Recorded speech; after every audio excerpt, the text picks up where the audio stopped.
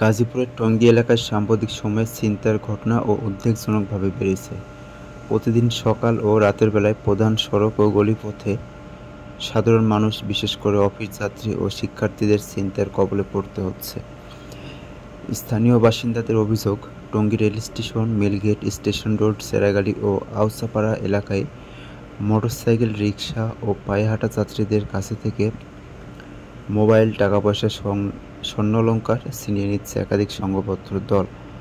একজন স্থানীয় বাসিন্দা বলেন, রাতে একটু দেরি হলে ভয় লাগে। পুলিশ টহল কিছুটা বাড়লেও ছিনতাইকারীরা হঠাৎ এসে আঘাত করে জিনিসপত্র নিয়ে পালিয়ে যাচ্ছে। এখন যে রাস্তাটি দেখতে পাচ্ছেন, এটি টঙ্গী থানার পূর্ববর্তী যে রাস্তাটি আছে সেটি।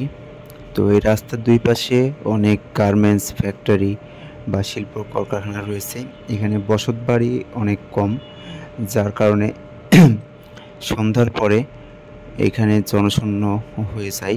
আর ঠিক এই সুযোগটাই কাজে লাগায় এই ট্রাকের চিপাচাপায় অনেক ছিনতাইকারী লুকিয়ে থাকে। যখনই কেউ বা কোনো ব্যক্তি হেঁটে বা রিক্সা বা মোটরসাইকেল নিয়ে যাতায়াত করে, ঠিক সেই মুহূর্তে তাদেরকে অ্যাটাক করা হয় এবং তাদের থেকে মোবাইল, টাকা পয়সা, স্বর্ণালংকার, যাবতীয় মূল্যবান সম্পদ ছিনিয়ে নিয়ে আবার সেই ছিনতাইকারীগুলো ট্রাকের যেই সাইডগুলো আছে তার মধ্যে লুকিয়ে যায়, যার কারণে তাদেরকে খুঁজে পাওয়া অনেকটাই অসম্ভব হয়ে যায়।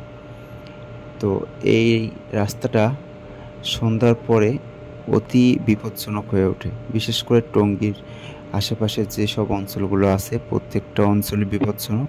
তো আপনারা যারা বাইরে থেকে টঙ্গীতে কোনো কাজের উদ্দেশ্যে আসবেন বা যে কোনো কারণেই আসেন, অবশ্যই সতর্কতা অবলম্বন করবেন। সন্ধ্যার পরে একা বের হবেন না, বা দিনের বেলাতেও আপনারা সতর্কভাবে চলাফেরা করবেন। কোনো সন্দেহজনক ব্যক্তি দেখলে তাদের থেকে দূরে থাকবেন এবং সবসময় চেষ্টা করবেন সাথে